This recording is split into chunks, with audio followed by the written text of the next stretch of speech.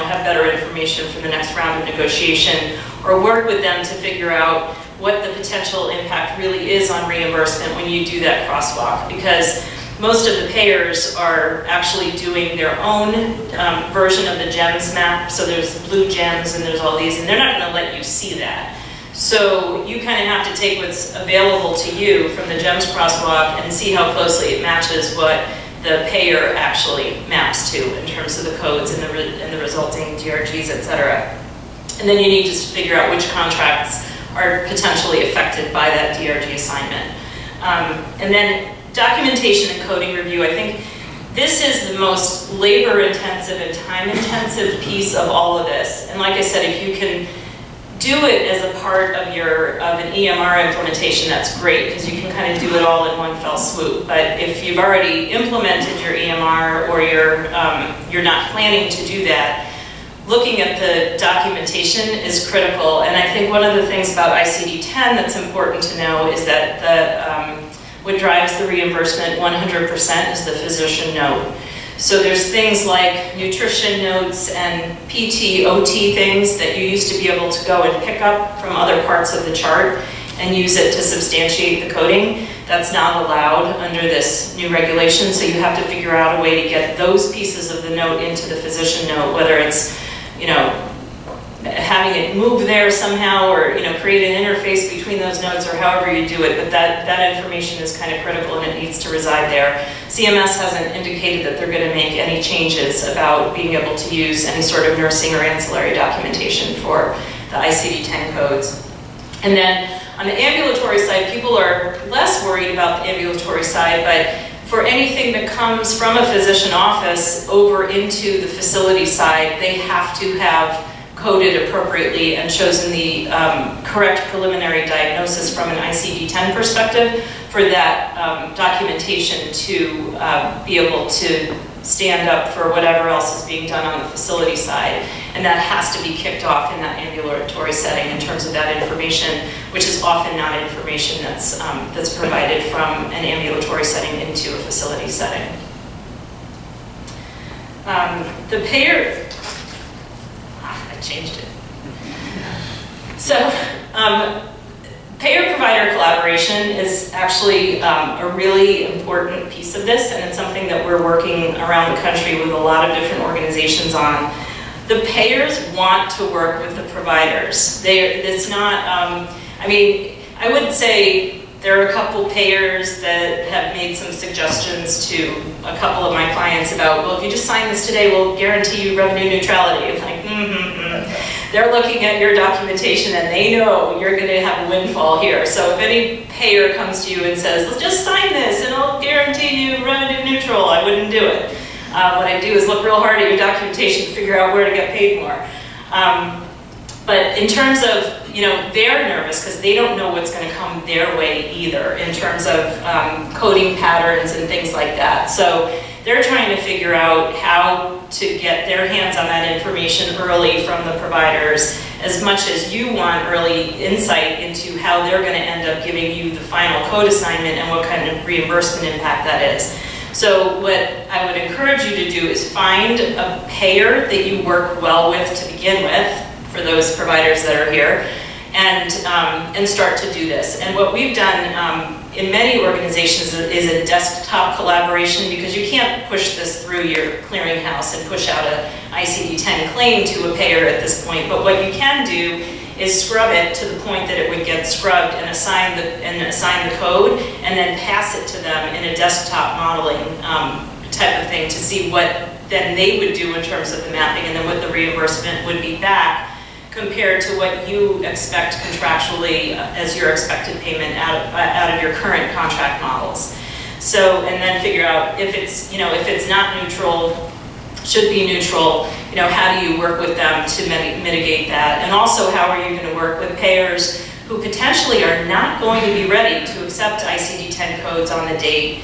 And how are you going to work with them? And what are they going to do? Are they going to give you interim payments, or are they going to ask you to continue in ICD-9? One of the questions that keeps coming up from everybody around what the payers are going to accept is, how do we pick a crosswalking tool between ICD-9 and ICD-10. And I think we're starting to say crosswalking is a bad idea. A couple years ago, there were people that were starting to come up with crosswalking tools, and they looked okay, but the problem is you can crosswalk more easily forward to ICD-10 than you can backwards to ICD-9. And we're starting to see some crazy things come out, like, with intubated patients and things like that in terms of what it maps back to, and potentially maps back to a much lower DRG payment than you would have received before. So I think it's important to maintain a dual coding environment, and if it's a payer or a workers' comp or somebody else that's not going to be taking ICD-10 payments, you continue to natively code an ICD-9, send them an ICD-9 claim, send ICD-10 payers ICD-10 claims, so that you can continue your contract modeling and you understand what your expected payments are, and you can manage, you just manage the whole denial and underpayment cycle much more effectively than you'll be able to if you use a crosswalking tool. Now, if you've decided to use a crosswalking tool, just be careful, but I think the native coding is going to be a better route for that. Any questions on the payer-provider collaboration?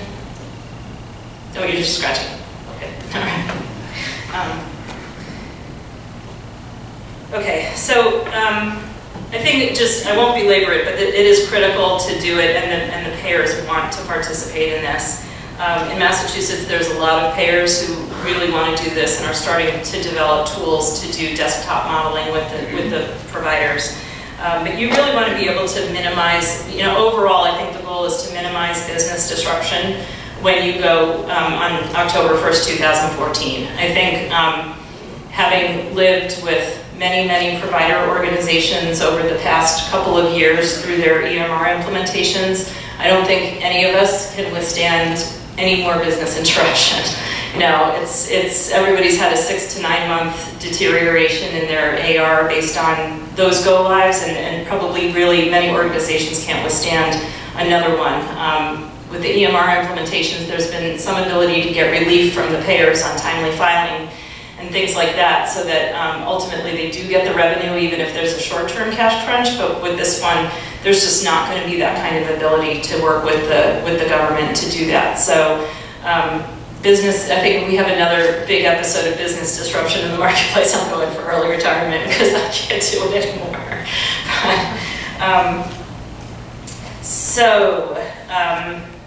Moving on to the final thing, which is testing. And this isn't like the last little episode where it was just a transaction set difference. This is really, detailed, runs through the entire organization, probably touches every single trading partner that you have. Even marketing uses these codes to figure out, trends and where to start putting campaigns and pushes into the marketplace to try to generate patient volume. So the level of testing that has to be done for this just can't be underestimated. And I know everybody's resource constrained for testing, but I think the biggest issue is going to be, as I said before, many of the vendors that all of you work with, either software vendors or clearinghouses or third-party self-pay organizations, are not yet ICD-10 compliant themselves. No, I didn't forget. They're not ICD-10 compliant themselves yet, and so the testing window is very truncated. So even if you're working with a vendor that's not ready, make sure that you're getting onto their testing schedule right now, and that you know that you have your place and you can hold your place, because otherwise they're not going to be able to get you in. I think, just for the sake of time and interest, I think based on the audience, all of you guys understand how to do testing. We don't have to belabor that, just test early and test often. And then we're on to discussion points. So I will take questions, or if anybody has anything that they've done within your own organization that has been interesting or different, or that's, things that you would recommend to anybody, I think we can entertain them now. Any questions? What was interesting? Europe's been doing this for years, so I was just curious what we've learned from others who've already gone before us with the ICD-10 or whether the systems or conversion efforts. So I think the answer is not much. And the reason is because Europe and Canada went live with a code set that was about 30 to 40,000 codes, mostly diagnosis codes. Our code set is well over 140,000 because we've added in procedure codes that no other country has, and the reason for that is that we're the only country that's actually trying to use this for reimbursement. Everybody else is using it for clinical quality and outcomes monitoring and healthcare status improvement. So everybody keeps saying, why can't we hire coders from Canada? Why can't, because they simply don't know the code set to the extent that we do, and we really don't have a lot of learnings. I mean, what we do know is that the average performance degradation in the coding departments in Canada and Sweden and a couple other countries was about a 15% degradation in performance, but then came back to normal productivity.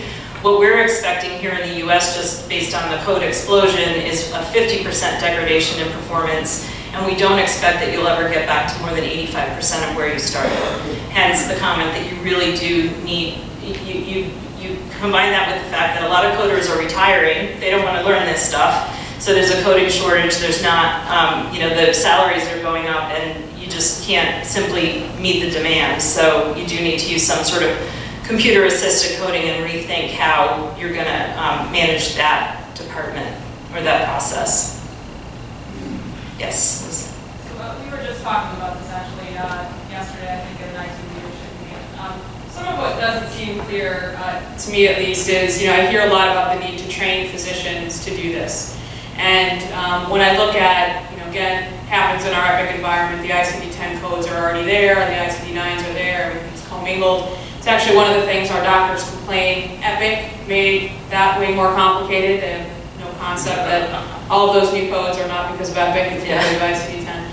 And so I'm trying to understand the training component, because even today in ICD-9 world, you know, the same patient presented to 3 different physicians, they would all choose 3 different ICD-9 codes, and all the meat really happens with the coders. And so, you know, when I look at, we've had consultants come in and tell us, you know, based on their assessment, how we need to train physicians and what that will cost. And I still feel that disconnect of physician's going to be presented with a big list, they're still going to make their best guess, and it's still really the coder that needs to do the right thing. Right, I agree with you, and that was, you know, that was the part of my comment earlier that I said you don't really want to turn your physicians into coders. They'll be spending their whole time doing that, but I do think that, you know, what you can do in terms of, you can do general awareness, and then within each given discipline, you can educate them on what matters most in terms of what drives the reimbursement. And those are the things that you leave to their discretion in terms of how they describe it in the record or the documentation. Anything else that you need, I wouldn't have them selecting codes, I'd have them selecting attributes. So the 8 things that you need to get the right code, whether it's, you know, approach, right, left, stage of healing, all those kinds of things, I would just have them, you know, pick those off of a drop down or off of a checklist so that you have the information for the coder to do the coding or the computer-assisted coding tool to generate a code.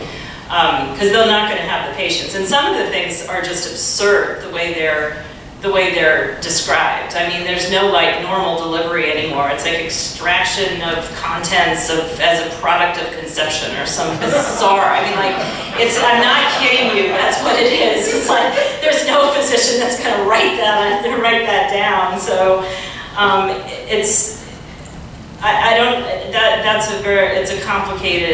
that's a complicated answer. The other thing that you can do, you know, in the inpatient setting is really beef up the clinical documentation specialists and have them be with the physicians. I'm not talking about concurrent coding because I think that time has passed and, you know, we tried it, it doesn't work, but at least having them educate the physicians on the floor as they're doing their documentation about what they need to be putting down to be able to substantiate the code. But it is daunting. Because you don't own all those doctors either. You can't, you know, the community physicians, how do you get your arms around them? And I don't think anybody's quite figured that out. We've done some things at different clients, just little things like giving them, you know, 10-minute YouTube videos that they can watch while they're sitting in traffic, you know, we tried to piggyback on, you know, because we're not supposed to use your things, but of course everybody does. But, you know, or you know, piggyback on department meetings to give them little snippets of information, but the kind of stand and deliver training with a physician, it just doesn't, it'll never work. Yes? Can you give us your judgment about the size of the task of doing the natively coded test data sets for a typical provider?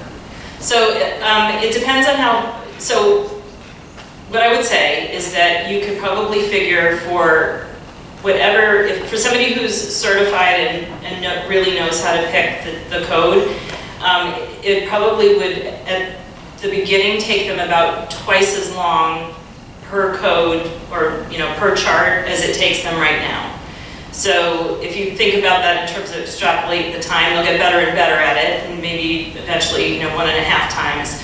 So the key is to figure out how big is the code set that you want to be testing. And so I would suggest when you go through the financial modeling, you figure out where you have the most risk in terms of financial risk, and then model out those specific disciplines or that code set to test with the payers.